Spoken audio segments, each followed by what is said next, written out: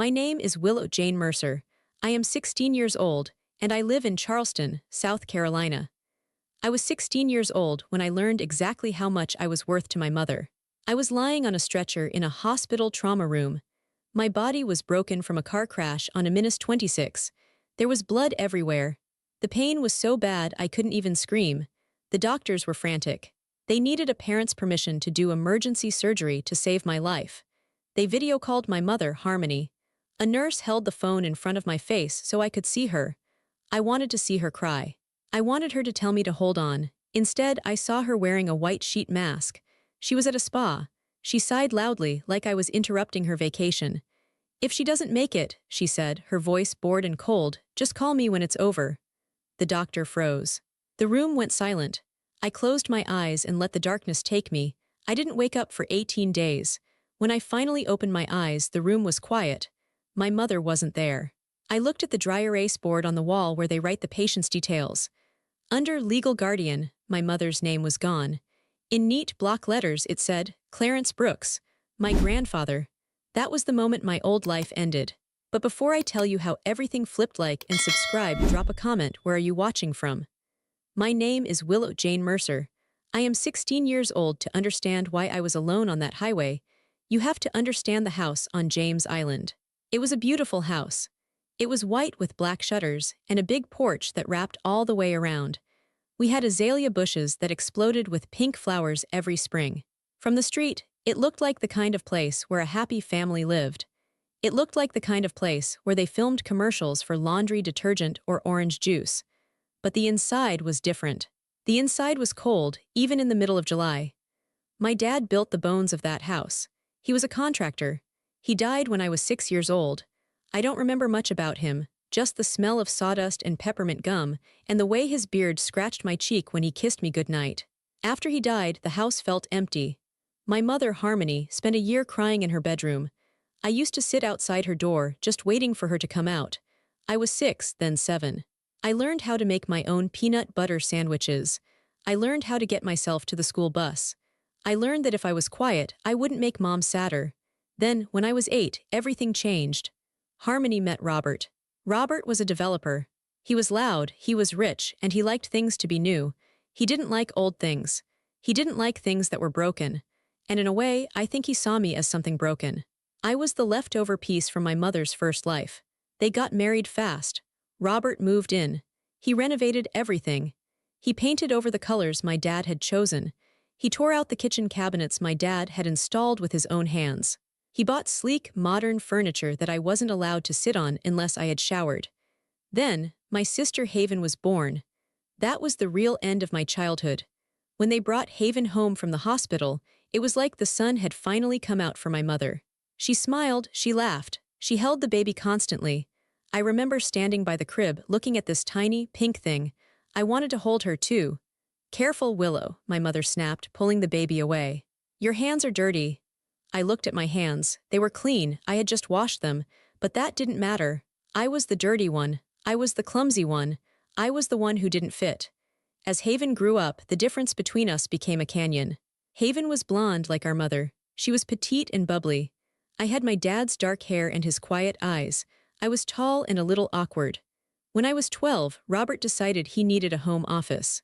My bedroom, the one I had slept in since I was a baby, the one next to Mom's room, was the perfect spot. "We're moving you," Mom told me over dinner one night. She didn't ask. She just announced it while she cut Haven's steak for her. "Where?" I asked. "The room over the garage," Robert said. "It's private, you'll like it. Teenagers like privacy." "But it's freezing in the winter," I said. "And the Wi-Fi doesn't reach out there." "Don't be ungrateful, Willow," Mom said, not looking up. "Robert is spending a lot of money to fix up this office. We need the space." So I was moved. The room over the garage wasn't insulated well. In the summer, it was an oven. In the winter, I could see my breath. It was detached from the main house, connected only by a breezeway. It felt symbolic. I was physically pushed out of the family. They boxed up my things. My soccer trophies, my spelling bee ribbons, the few pictures I had of my dad, Robert, put them in plastic bins. "We're going for a minimalist look in the main house," Mom explained. "We don't want clutter." My life was clutter. Over the next 4 years, I became a ghost. I would come home from school, walk through the side gate, and go straight up the stairs to my garage room. I had a mini fridge and a microwave. I bought my own food with money I made babysitting. Sometimes, days would go by without me having a real conversation with my mother. I would watch them from my window. I saw them eating dinner in the dining room. I saw them laughing. I saw Robert pouring wine for Mom. I saw Haven telling stories with her hands waving in the air. It looked like a silent movie of a happy family. I was just the audience. At school events, it was worse. When Haven had a ballet recital, the whole family went. Mom bought new dresses. Robert brought a huge bouquet of roses. They took pictures for Facebook with captions like, "So proud of our little star." When I made the varsity track team, nobody came to the meets. "It's in the middle of the day, Willow," Mom said when I asked.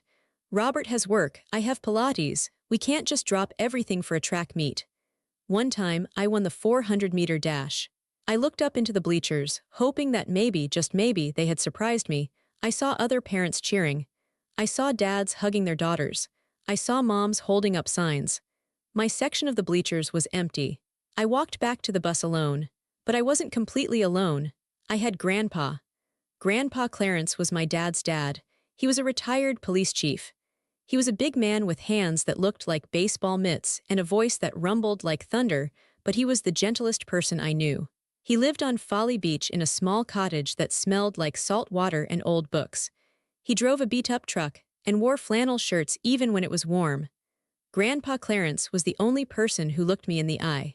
He came over every Sunday, no matter what. Harmony didn't like him coming. She thought he was uncouth. She didn't like his truck parked in her driveway next to Robert's Mercedes, but she couldn't ban him completely. He was her first husband's father, and he had rights. Those Sundays were my lifeline. Grandpa would pull into the driveway, and I would run down the stairs from the garage before he even turned off the engine. "There she is," he would shout, stepping out of the truck. "There's my girl." He would hug me so hard my ribs cracked. It was the only hug I got all week. He noticed things. He noticed when I lost weight. He noticed when I had been crying. He noticed that my winter coat was getting too small. "Here," he'd say, slipping me $100 bill.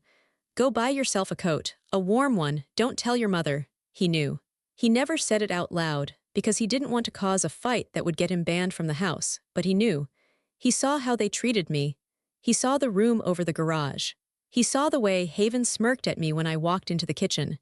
We had a routine. We would sit on the back porch steps, away from the main house.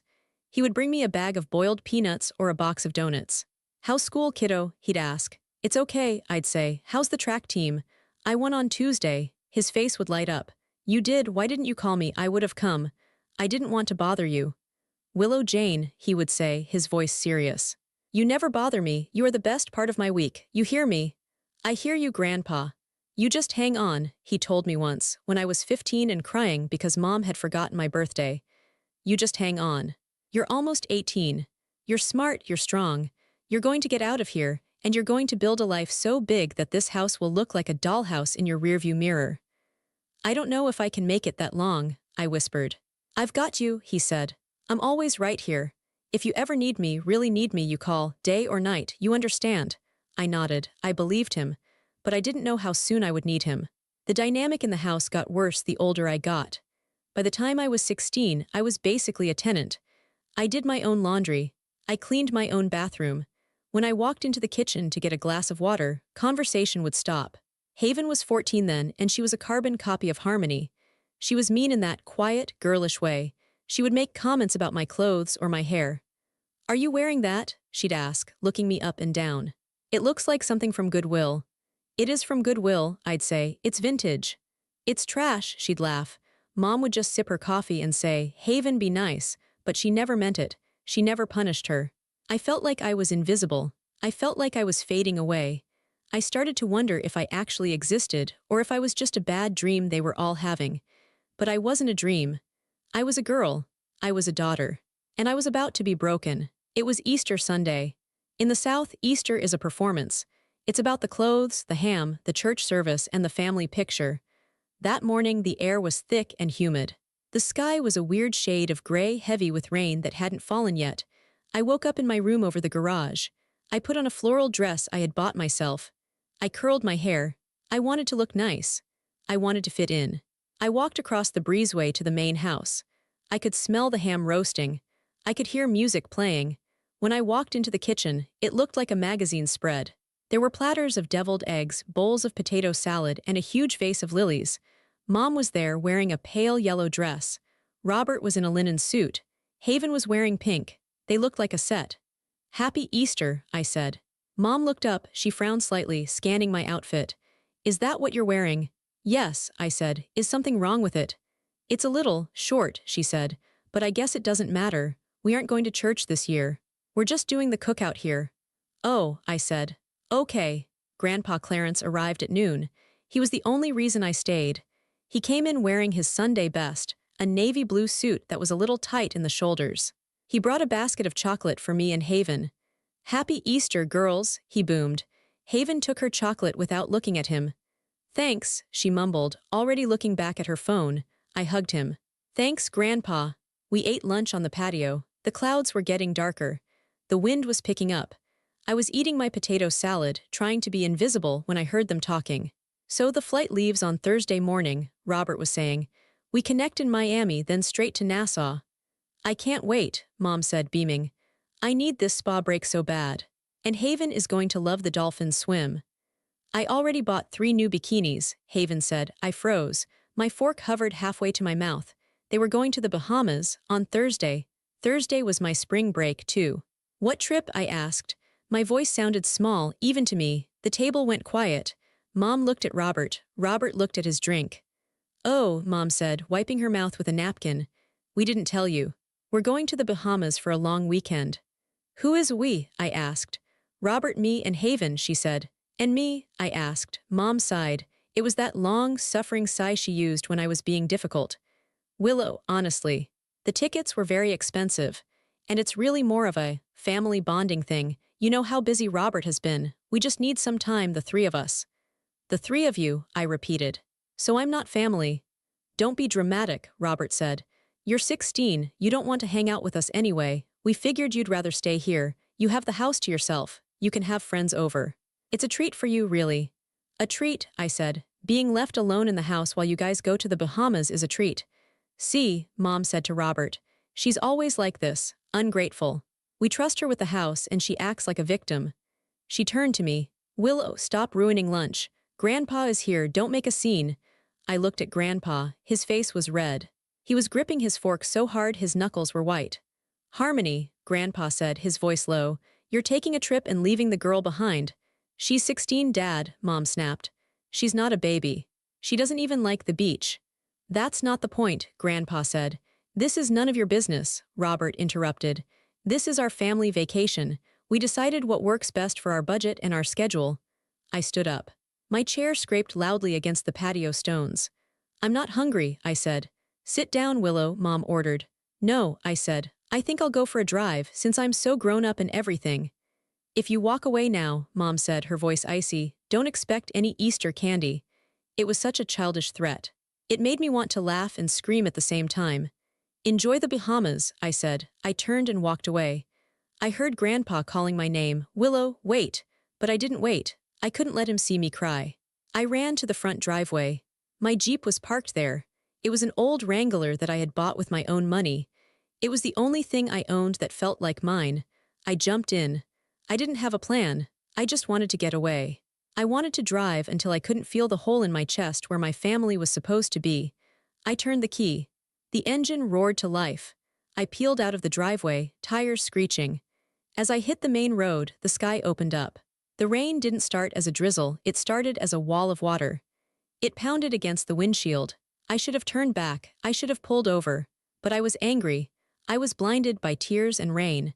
I merged onto a 26. The traffic was heavy. People were rushing home from Easter dinners. I was driving in the middle lane. My hands were shaking on the steering wheel. All I could hear was Mom's voice. "We just need some time, the 3 of us." The 3 of them. Always the 3 of them. The rain was so heavy I could barely see the taillights in front of me. The road was slick with oil and water. Then, it happened. To my left, a massive 18-wheeler hit a patch of standing water. I saw it in slow motion. The truck didn't just skid, it jackknifed.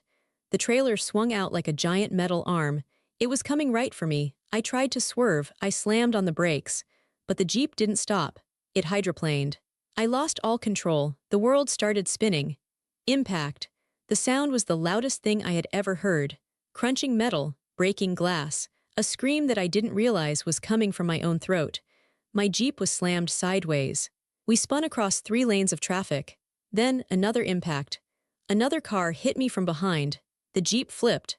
I remember the feeling of being upside down. I remember the seatbelt cutting into my chest. I remember the roof crunching in. Then everything stopped moving. I was hanging upside down. The rain was coming in through the broken window. I tasted copper in my mouth. Blood. I tried to move my legs, but I couldn't feel them. I tried to take a breath, but my chest felt like it was full of broken glass.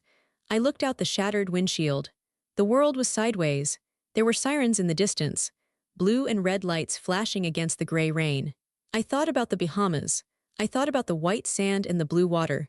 I thought about my mother sitting on a beach chair. I'm going to die, I thought. I'm 16 years old, and I'm going to die on the highway on Easter Sunday. My vision started to get fuzzy. Black spots danced in front of my eyes. I heard voices. She's in here, we need the Jaws, hurry. Someone was touching my arm. Miss, can you hear me? Stay with me. I wanted to say something. I wanted to say, call my grandpa. But no words came out, just a bubble of blood. The darkness was heavy and warm and inviting. I let it pull me under. I woke up in pieces. That is the only way I can describe it. It wasn't like waking up from a nap. It was like being pulled out of deep water by my hair. There were lights. Bright, white, blinding lights. They burned my eyes. There was noise. Beeping, shouting, the sound of metal trays clattering, the sound of clothes being cut with heavy scissors. Willow, Willow, can you hear me? A face hovered over me. A woman in blue scrubs, she looked terrified. Medical professionals aren't supposed to look terrified. That's when I knew it was bad. My chest, I wheezed. It felt like an elephant was sitting on my lungs. I know, honey, I know, you have a collapsed lung. We're taking care of it. I tried to look down, but my head was strapped to a board. I couldn't move. I could only feel. I felt cold air on my skin. My Easter dress, the one Mom hated, was gone. They had cut it off me. BP is dropping, 80/50, we're losing volume. She needs the OR, now, her spleen is ruptured, we have internal bleeding. We can't take her up yet, we don't have consent, she's a minor, she's 16. Call the parents. Do it now. The room was a blur of motion. I was the calm center of the storm, but only because I couldn't move. I felt sleepy, very, very sleepy. I have the mother on FaceTime, a nurse shouted. She's not answering the voice call, but she picked up the video. Put her in front of the patient. We need verbal consent on the record. The nurse held a phone in front of my face. My vision was blurry, but the screen was sharp. I saw my mother. She wasn't in a car. She wasn't running toward a hospital entrance. She was lying on a white table. There was soft flute music playing in the background. Her hair was wrapped in a white towel. Her face was covered in a thick green paste, a facial mask. There were cucumber slices sitting on the table next to her head. She was at the spa. What is it? Mom asked. Her voice was muffled because she was trying not to crack the face mask. I told you, I am in the middle of a platinum hydration treatment. I cannot be disturbed. Mrs. Mercer, the doctor said, his voice hard and loud. This is Dr. Evans at MUSC Trauma. Your daughter Willow has been in a severe car accident. She is critical.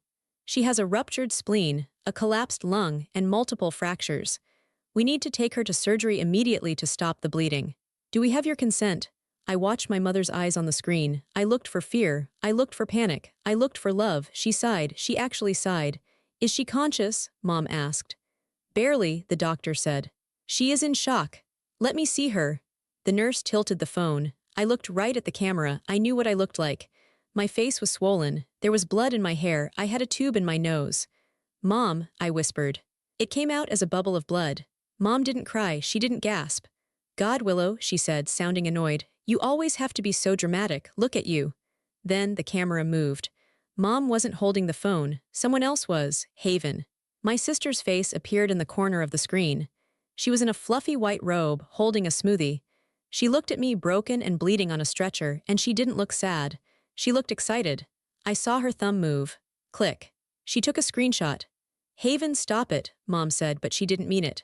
Dr. Evans, listen. We fly out to the Bahamas tomorrow morning.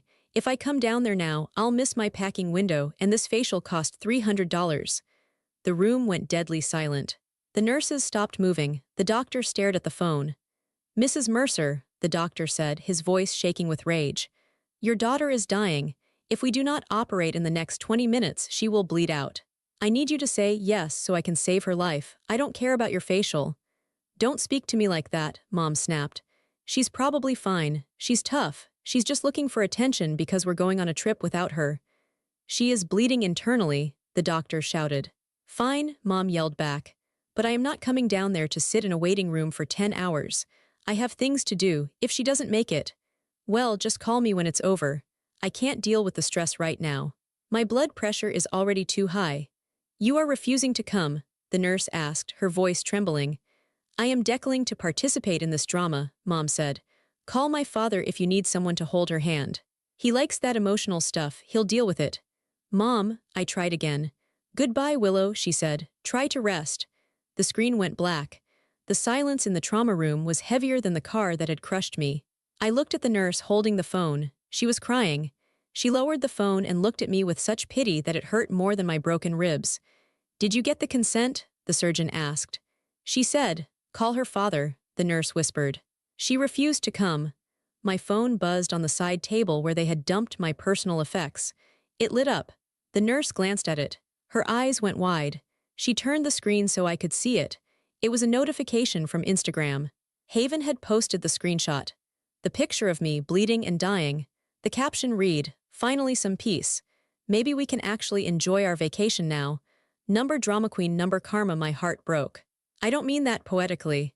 I felt something inside me snap. It wasn't a bone.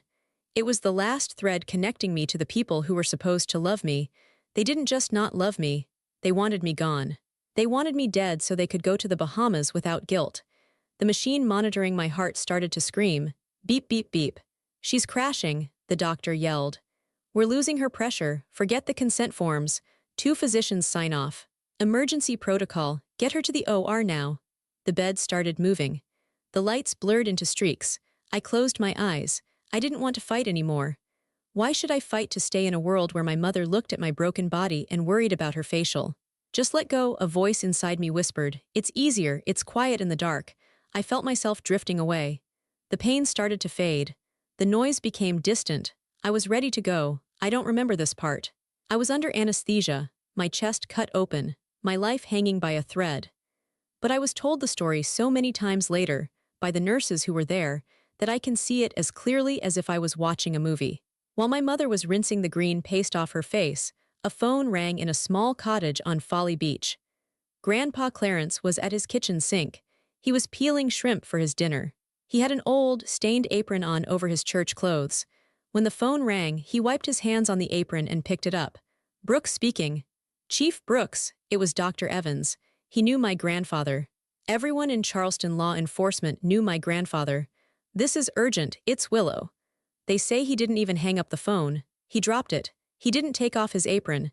He didn't turn off the kitchen light. He grabbed his keys and ran. Grandpa drives an old Ford F-150. It's a tank. He drove it through the flooding rain like he was chasing a suspect. He drove over curbs. He ran red lights. He drove fast enough to hydroplane, but he held that truck steady with hands made of iron. He made a 30-minute drive in 12 minutes. When he burst into the emergency room doors, he was a sight. He was soaking wet. He was wearing a suit with a shrimp-stained apron over it. He was breathing hard. Where is she? He roared. Where is my granddaughter? The security guard tried to stop him. Sir, you can't go back there. I am Chief Clarence Brooks, Grandpa shouted, his voice echoing off the walls. And if you don't get out of my way, I will move you myself. The nurse, the one who had held the phone for me, ran out. Chief, she's in surgery. We took her up 10 minutes ago. Grandpa grabbed the counter to steady himself. His big shoulders were shaking. Is she alive? She is fighting, the nurse said. But we need a guardian, her mother. Her mother wouldn't come. I know, Grandpa growled. The anger in his voice was terrifying. Give me the papers. His hands were shaking so bad he could barely hold the pen. He signed his name over and over. Consent for surgery. Consent for blood transfusion. Consent for organ repair. Save her, he told the doctor who came out to update him. He grabbed the doctor by the scrub top. You save that girl. She is all I have, you understand me. You don't let her go. We are doing everything we can, Chief. Then the waiting began. The surgery took 9 hours. They had to remove my spleen. They had to inflate my lung. They had to put pins in my leg and a plate in my arm. I died on the table twice. Both times they shocked me back. For 9 hours, Grandpa Clarence sat in the plastic chair in the waiting room. He didn't turn on the TV. He didn't look at a magazine. He just sat there, staring at the double doors, praying. He was still wearing the apron. Nurses brought him coffee. He didn't drink it. Donovan, his old partner from the force, came by. He brought Grandpa a sandwich. Grandpa didn't eat it. "Go home, Clarence," Donovan said gently. "Get changed, I'll sit here." "No," Grandpa said. "I'm not leaving her, not for a second. She thinks she's alone, Donovan. Her mother made her feel like she's alone. I have to be here so when her soul looks for an anchor, it finds me." "Harmony is at the house," Donovan said, his voice disgusted. "She's packing for the Bahamas." Grandpa's eyes went dark. "Let her pack. When this is over, she's going to wish she had never been born." I survived the surgery, but I didn't wake up. I slipped into a coma. My body was too tired, too broken. They moved me to the ICU. Grandpa moved in with me. He refused to leave. The nurses tried to kick him out when visiting hours ended. He just looked at them and said, "Try it." They let him stay. They brought him a recliner chair. For 18 days, that chair was his home. He slept in bursts of 20 minutes. He washed up in the hospital sink.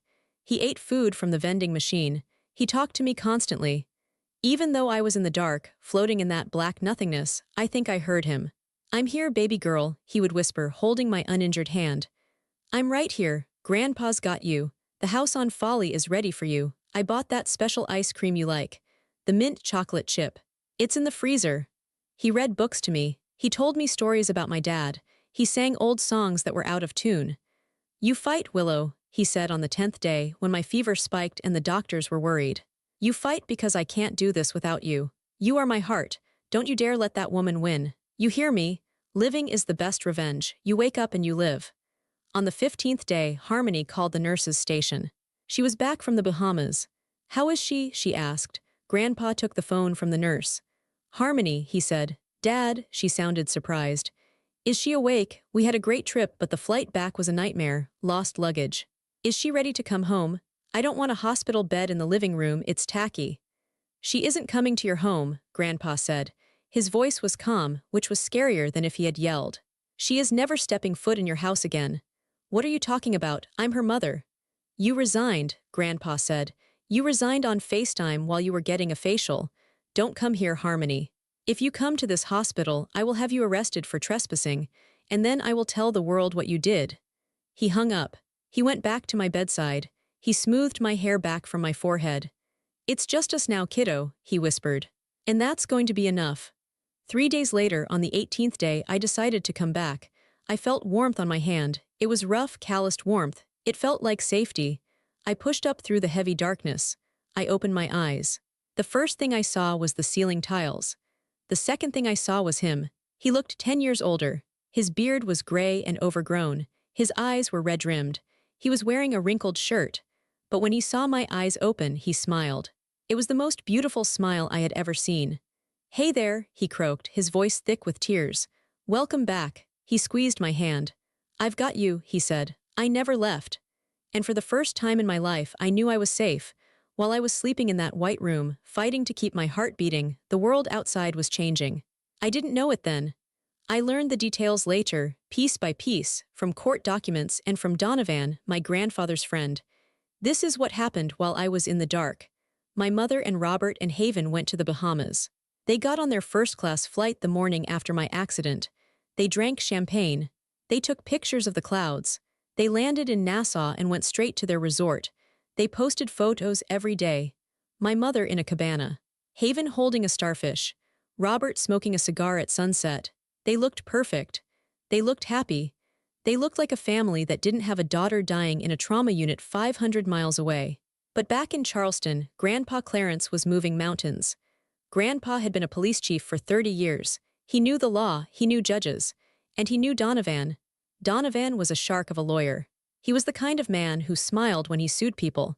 He had been Grandpa's fishing buddy for decades. On the 3rd day of my coma, Donovan walked into the ICU. He was wearing a 3-piece suit. He looked out of place next to the beeping machines. It's done, Clarence, he told my grandfather. He handed Grandpa a thick stack of papers. Emergency ex parte order, Donovan said. The judge signed it 10 minutes ago. Given the medical evidence and the recorded FaceTime call, it wasn't hard. You have temporary custody, effective immediately. Grandpa nodded. He put the papers on the nightstand next to my bed like a shield. What about the other thing? Grandpa asked. The civil suit, Donovan grinned. We filed it this morning. Negligence, intentional infliction of emotional distress, and the hospital is joining in. They are flagging her insurance for refusal of necessary care. She's going to be liable for every cent of this bill, Clarence, and it's going to be a big bill. Good, Grandpa said. Hit her where it hurts. Her wallet. Harmony didn't know any of this. She was snorkeling. The reality hit her when they landed back in Charleston. It was a Tuesday. They walked out of the airport terminal, tanned and smiling. Robert was pushing a cart full of expensive luggage. Haven was texting. Harmony was wearing a big straw hat. They were expecting a private car to pick them up. Instead, they found a process server. He was a short man with a receding hairline. He stepped in front of their luggage cart. Harmony Mercer, he asked.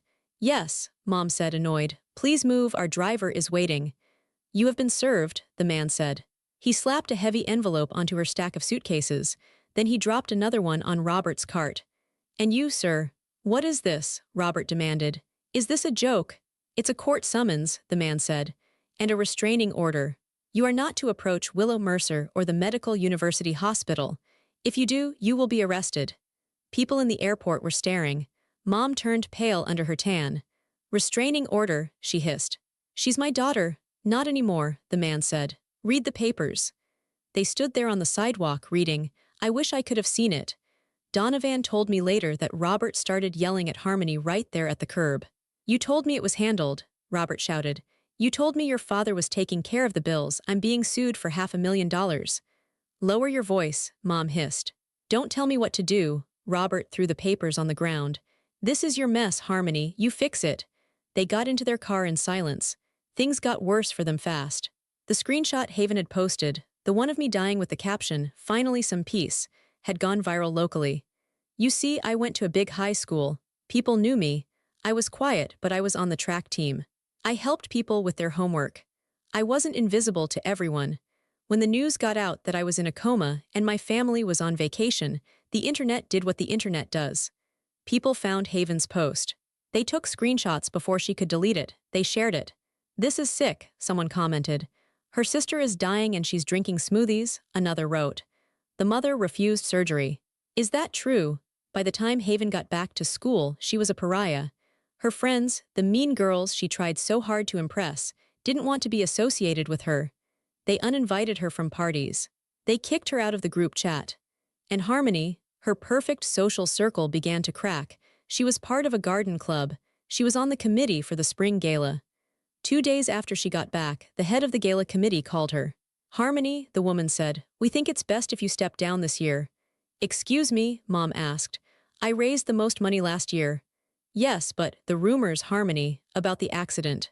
About you leaving your daughter in the trauma unit. It's unseemly. We can't have that kind of energy at the gala.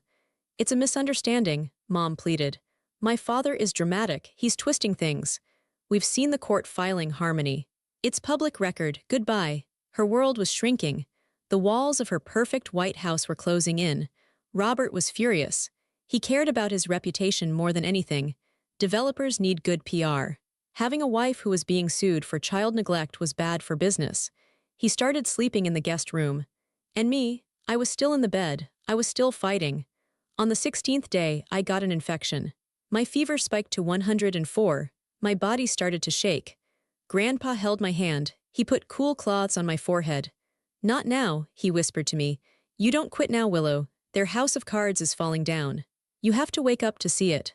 The doctors gave me strong antibiotics. It was touch and go for 24 hours. Grandpa aged 5 years in that one night. He paced the small room. He prayed. He bargained with God. Take me, he whispered. Take me, Lord, I've lived a full life. She's just a baby. Give her my breath. But God didn't take him, and he didn't take me. The fever broke. The infection receded. And 2 days later, I opened my eyes. The legal battle was just starting, but the most important verdict had already been delivered. My mother had chosen her vacation, and in doing so, she had lost her daughter forever. Opening my eyes was hard. It felt like my eyelids were made of lead. The light was the first thing. It was soft, not the harsh bright light of the trauma room. It was afternoon light, filtering through heavy blinds. Then the smell.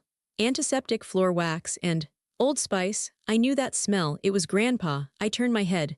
It took a lot of effort. My neck was stiff. My throat felt like I had swallowed a handful of sand. Grandpa was sitting in a recliner chair next to my bed. He was asleep. His head was tipped back and his mouth was slightly open. He was snoring softly. He looked terrible. His shirt was wrinkled. He had a beard which I had never seen on him before. He looked smaller somehow, deflated. "Grandpa," I tried to say. No sound came out, just a raspy breath. I tried again. I licked my dry lips. "Grandpa," it was barely a whisper, but he heard it. He woke up instantly. His eyes snapped open. He looked at me, disoriented for a second. Then recognition flooded his face. "Willow," he launched himself out of the chair. He grabbed the bed rail. "Willow, are you there, baby girl?" I nodded slightly. "Water." He fumbled for a cup with a straw. He held it to my lips. Slowly, just a sip. The water was cold and wonderful. It soothed the fire in my throat. I looked at him. I saw tears welling up in his eyes. "You came back," he said, his voice cracking.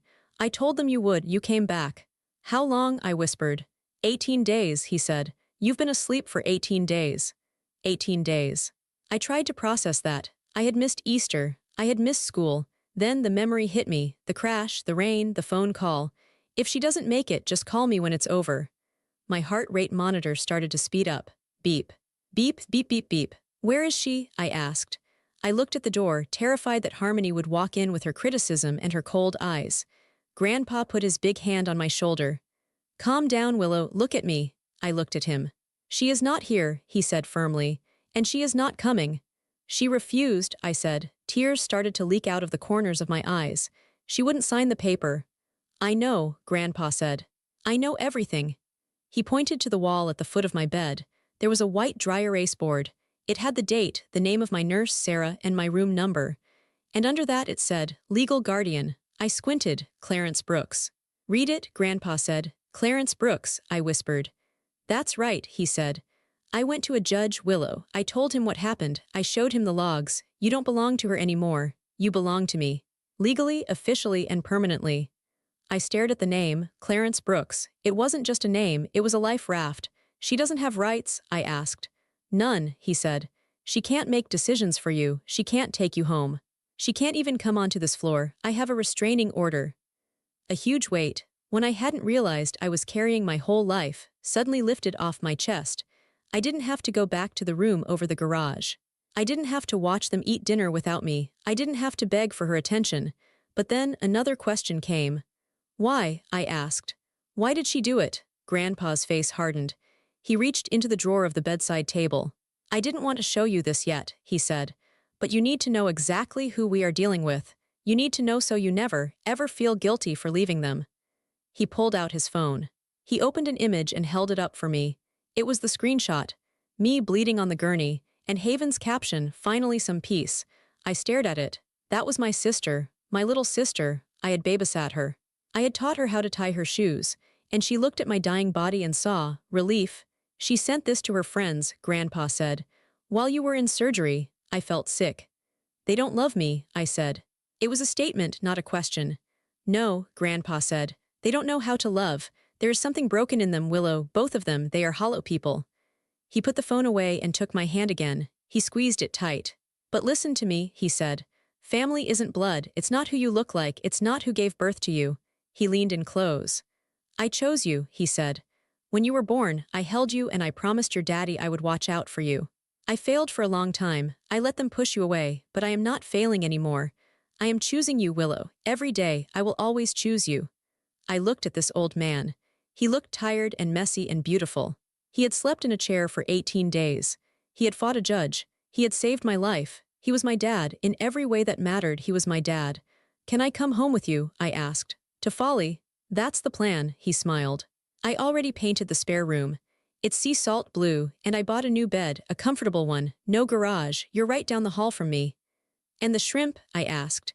He laughed, a deep, rumbling sound that filled the room. "We have so much shrimp, kid. We're going to be eating shrimp and grits until you turn 20. I closed my eyes. The tears were still falling, but they weren't hot and stinging anymore. They felt like a release. I grieved for the mother I never had. I grieved for the sister who hated me. I grieved for the girl I used to be, the one who tried so hard to be good enough for them. That girl died on the highway. The girl in the hospital bed was different. She was broken, yes. She had scars, she had a long road ahead of her, but she had a guardian, she had a home, and for the first time she had a chance. Okay, I whispered. I'm ready. Rest now, Grandpa said, patting my hand.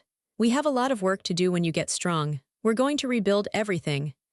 I drifted back to sleep, but this time it wasn't the black void of a coma. It was just sleep. Peaceful, safe sleep.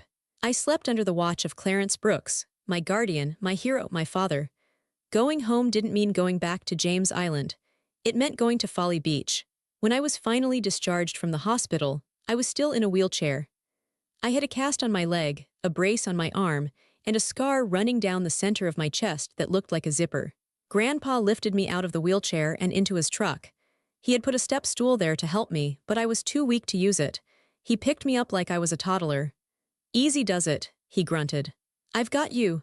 The drive to Folly Beach was different than any drive I had taken before. We rolled the windows down. The air smelled like pluff mud and salt water. It was thick and heavy, but it felt clean. When we pulled into his driveway, I saw the ramp. He had built a wooden ramp over his front stairs. The wood was fresh and pale yellow. When did you do this? I asked. Nights, he said. Donovan came over and helped. We can't have you hopping upstairs on one leg. Inside, the cottage was small. It wasn't like the big white house with the equi hallways. This house was stuffed full. There were books everywhere. There were fishing rods in the corner. There were photos of my dad on the mantel. This is your room, he said, wheeling me down the hall. He pushed the door open. The walls were painted a soft, pale blue, sea salt blue. There was a big bed with a fluffy white duvet. There were fairy lights strung around the window. And on the dresser, there was a framed picture of me winning my track meet. I didn't even know he had that picture. He must have taken it from far away. It's perfect, I said. My recovery was slow. It was painful. Physical therapy was a torture chamber. 3 times a week, Grandpa drove me to the clinic. I had to learn how to bend my knee again. I had to learn how to lift my arm without screaming. There were days I cried. There were days I threw things. I can't do it, I yelled one Tuesday, throwing a resistance band across the room. It hurts too much. I'm never going to run again. Grandpa didn't yell back. He just picked up the band. You will run, he said calmly. Maybe not today, maybe not next month, but you have Brooks' blood in you, Willow. We don't stay down. He was my nurse, my cook, and my cheerleader. Every night he made dinner. It was always something heavy and comforting. Shrimp and grits, fried flounder, low-country boil with corn and potatoes. You need meat on those bones, he'd say, piling more shrimp onto my plate. You're too skinny. We developed a rhythm. In the mornings, we sat on the back deck and watched the sunrise over the marsh.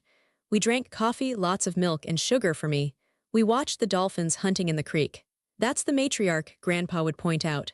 See her dorsal fin? It's nicked. She leads the whole pod. I felt like that dolphin. Nicked, scarred, but still swimming. While I was healing, the world back on James Island was crumbling. I didn't ask about them, but Grandpa told me. He thought I needed to know. Robert moved out, he told me one night over dinner. I paused, a hushpuppy halfway to my mouth. He left her, filed for divorce on Monday, Grandpa said. He cited irreconcilable differences, but Donovan says it's really about the money. The lawsuit froze their joint assets. Robert didn't like his bank accounts being locked up because of Harmony's negligence. He cut bait and ran. I felt a strange sense of satisfaction. Robert had always treated me like an unwanted piece of furniture. Now he was treating Harmony the same way. And Haven? I asked. Grandpa sighed. Haven is having a hard time. The school administration got involved after the cyberbullying reports.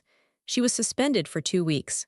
When she went back, nobody would sit with her at lunch. She lost her spot on the cheer squad. She loved cheer, I said quietly.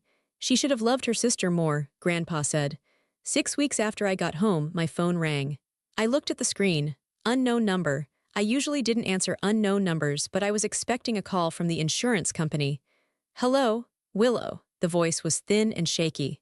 It sounded like my mother, but it also sounded like a stranger. My stomach dropped. What do you want? "Willow, please don't hang up," she said. She was crying. I had never heard my mother cry like this. It wasn't a pretty, theatrical cry. It was a messy, desperate sound. "I need to talk to you. You have to tell your grandfather to stop." "Stop what?" I asked. My hand was shaking. "The lawsuit," she sobbed. "He's taking everything. Robert left me, Willow. He took the car. He took the investments. All I have is the house, and now the lawyers are saying I might have to sell it to pay the judgment. You can't let them take my house." "You didn't care about my house," I said. "You moved me to a garage." "I was stressed," she wailed. "I made a mistake. I'm your mother. Doesn't that mean anything to you? I carried you for 9 months." "You left me for 18 days, I said. My voice was surprisingly steady. "You went to a spa while I was bleeding out." "I didn't think it was that serious," she screamed. "The doctors were exaggerating, and now I've lost my husband, my friends won't talk to me, and I'm going to be bankrupt. Isn't that enough punishment? Please, Willow, tell him to drop the case. Come home, we can fix this, I'll give you your old room back." I closed my eyes. I imagined my old room. I imagined the cold hallway. I imagined the silence at the dinner table. "I am home," I said. "What?" "I am home," I repeated. "I'm at Folly Beach. I'm with my dad." "He is not your father," she shrieked. "He is a senile old man." "He showed up," I said. "You didn't." I hung up the phone, then I blocked the number. I sat there for a long time, staring at the marsh. I waited to feel guilty. I waited for that old feeling, the feeling that I was a bad daughter, that I owed her something. But it didn't come. Instead, I felt lighter. Grandpa walked out onto the deck. He had 2 mugs of hot chocolate. He saw my face. "She called?" he asked. "Yeah, you okay?" "Yeah," I said, and I meant it. "I'm okay." He sat down next to me. We watched the sun go down. The sky turned purple and orange. "I can walk to the pier today," I said suddenly. "It's a long walk, Willow," Grandpa said. "I can do it," I said. "I'm ready." I grabbed my cane. I stood up. It hurt. My hip always ached when it rained or when I sat too long, but I pushed through it. We walked slow. Grandpa stayed right beside me, ready to catch me if I stumbled. We made it to the end of the pier. The ocean was crashing below us. The wind whipped my hair across my face. I took a deep breath. I filled my healed lung with salt air.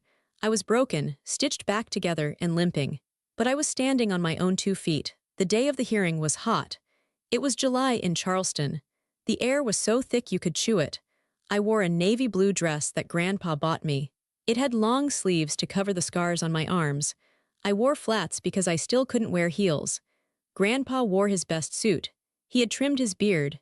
He looked like a statue of justice carved out of granite. "You ready?" he asked me in the truck. "No," I said honestly. "But let's go." The courthouse was freezing. It smelled like floor polish and anxiety. We walked into the courtroom. It was smaller than I expected. There was a judge's bench, 2 tables, and a few rows of seats. My mother was already there. She looked diminished. Her hair, usually perfectly highlighted and blown out, looked dull. She was wearing a gray suit that looked a little too big for her. She wasn't wearing makeup.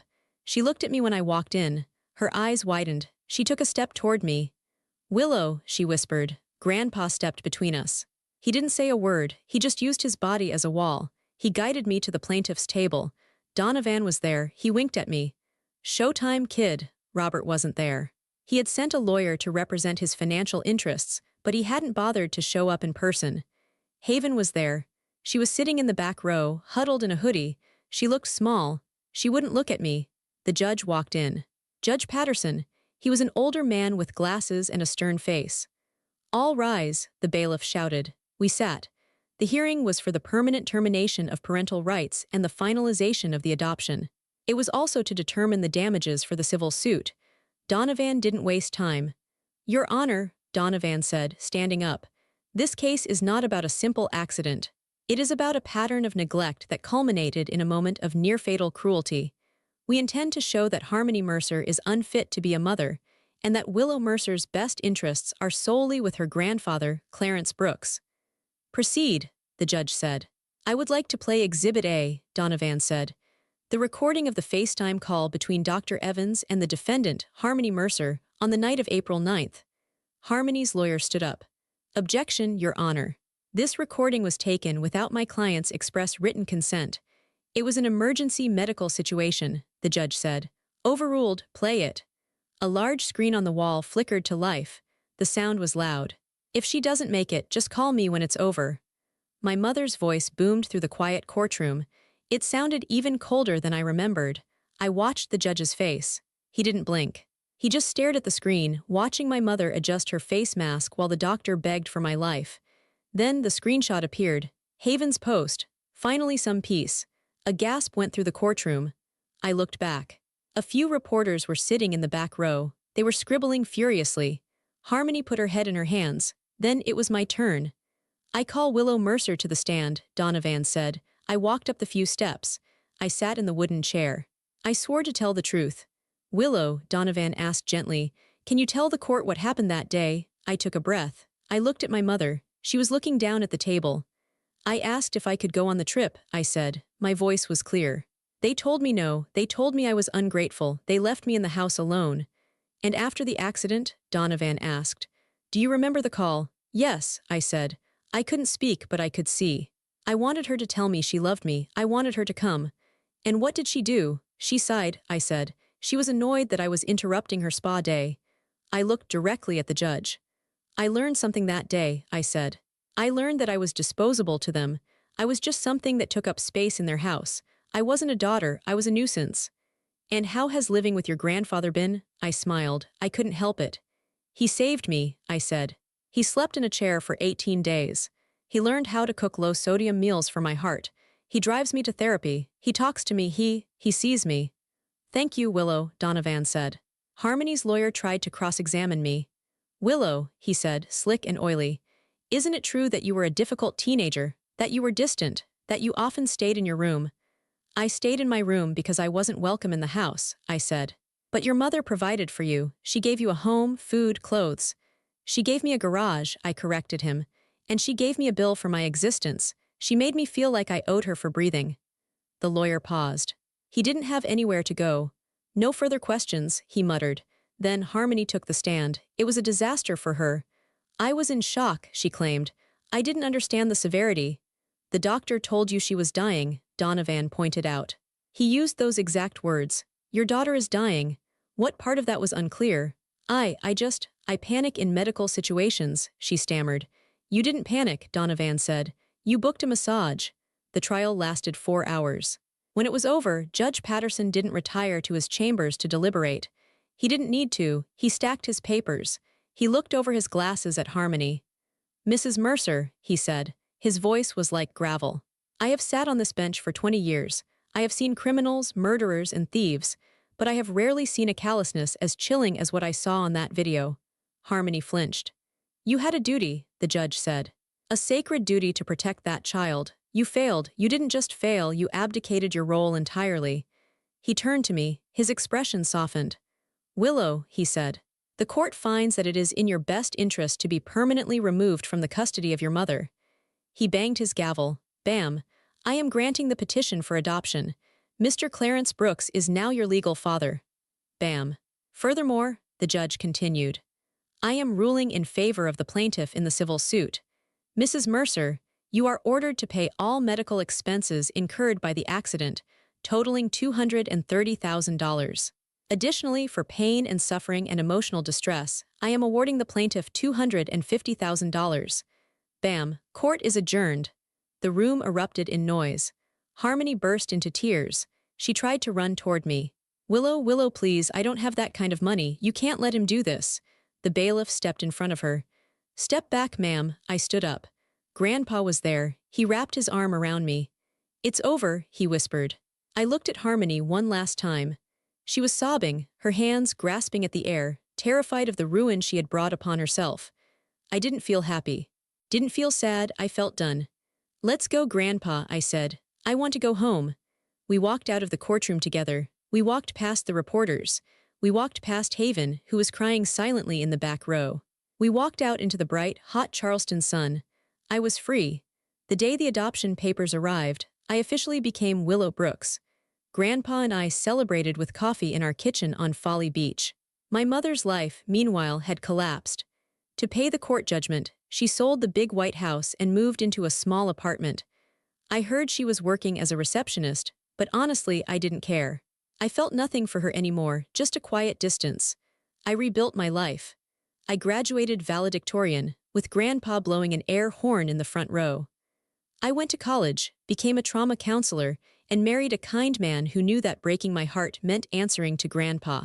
When I walked down the aisle, Grandpa gave me away, but we both knew he was keeping me too. Now, at 26, I help teenagers who feel invisible, just like I did. I tell them the truth I learned that Easter Sunday. Family isn't blood. One evening, sitting on the deck watching dolphins with Grandpa, I looked at his worn hands and realized the accident didn't take my life. It saved it. It stripped away the fake family and gave me the real one. My mother refused to pause her spa day to save me, but this man slept in a chair for 18 days to keep me alive. Family isn't a birth certificate. Family is who answers the phone. Family is who stays. And we stayed.